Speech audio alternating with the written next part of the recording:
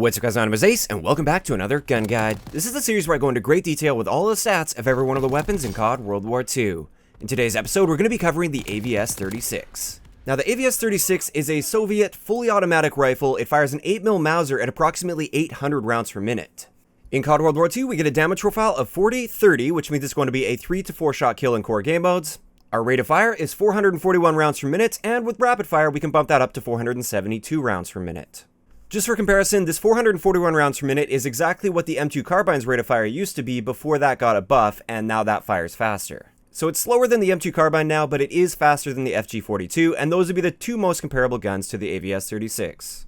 Our statistical minimum time to kill is going to be 272 milliseconds within its 3-shot kill range, and 408 milliseconds in its 4-shot kill range. So within that 3-shot kill range, you've got a respectable time to kill. It's nothing too insane, but it is definitely respectable.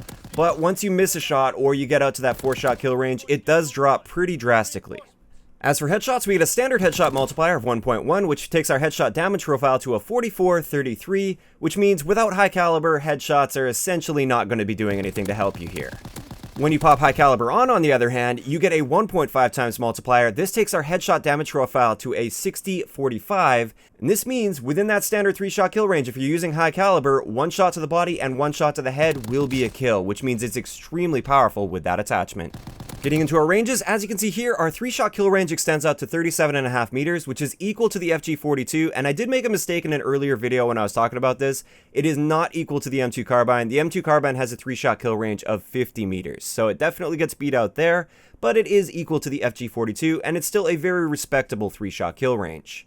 If you want a longer 3-shot kill range, you can use advanced rifling, and this will actually double your range, which means it will be a 3-shot kill in any line of sight you'll be able to realistically find on the regular multiplayer maps in this game.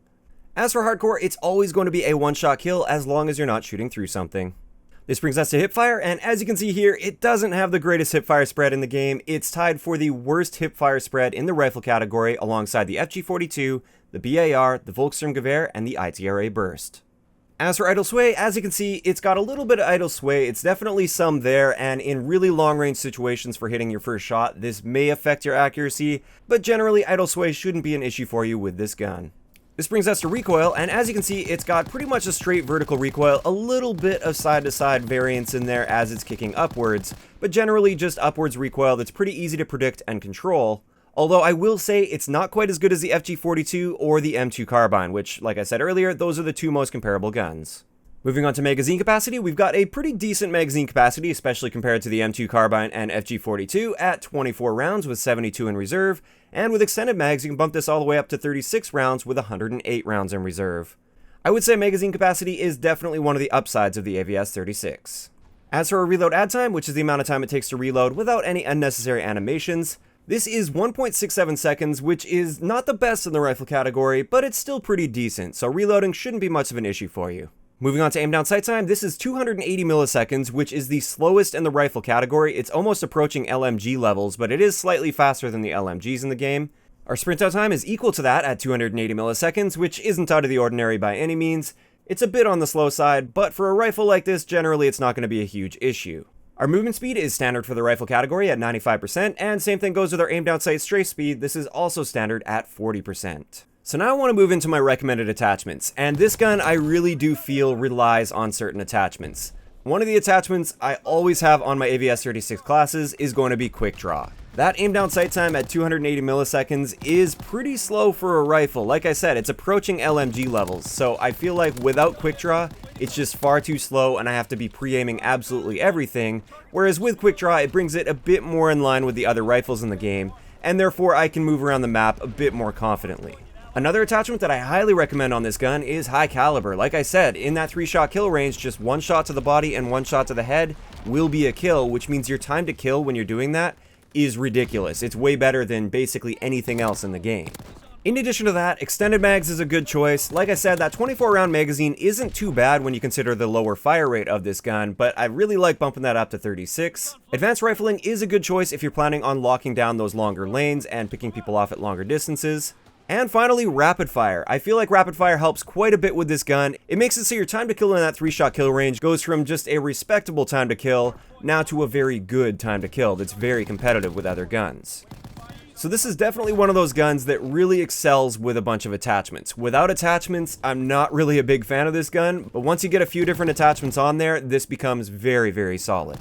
So now let's move on to a couple example classes I have for you guys. First up, this is a super versatile way to run this. Like I said, I like a lot of attachments, so this is why we're using the infantry division here, so we get 4 primary attachments on there, as well as an extra secondary attachment and the ability to strafe faster in a gunfight, which is really helpful with a gun like this, because you're often going to be pre-aiming things because of that slower aim down sight time. Our attachments are going to be quick draw, high caliber, extended mags, and advanced rifling, so this is going to be a very consistent 3-shot kill. If you manage to land a headshot as well, very consistent 2-shot kill, which is really, really nice. With this, we're using Specialist just because I'm really enjoying Specialist at the moment because it's something new and exciting, and I like going on longer streaks with this. I actually dropped a V2 rocket not too long ago with this particular class setup. Our Specialist perks are going to be Hunker, Lookout, and then Escalation. Our Lethal is a Sticky Grenade, and our Tactical is a Concussion Grenade. So like I said, super versatile, great for going on those longer streaks, but not the greatest at being aggressive. The next one that I have for you guys is a bit more objective oriented as well as more of an aggressive class setup. We're using the armor division on this, once again with quick draw, high caliber, but this time we're using rapid fire, which makes our time to kill up close a lot more competitive with things like SMGs. Our basic training here is going to be scoped, which allows us to stray faster in gunfights, as well as pretty much eliminates our idle sway. Secondary is a 9mm SAP with extended mags, lethal is a sticky grenade, and tactical is a concussion grenade. This one is a lot more geared towards that objective play, getting up close and personal if you need to, but you can also still pick people off at longer distances. You just want to make sure you're trying to keep yourself within that 3-shot kill range at least. And with this one, it's less about going on longer streaks and more so about being aggressive and playing the objective. So there we have it. That's going to wrap it up for today's episode of Gun Guides. Of course, I'd like to know in the comment section below, what are your guys' thoughts on the AVS-36 so far? Do you like it? Do you dislike it? Let me know your thoughts and why. Personally, I'm really liking this gun if I want to play a bit more of a slow and methodical playstyle. It's not the greatest at being aggressive and rushing around. It's not that you can't do that, it's just I feel there are much better choices out there.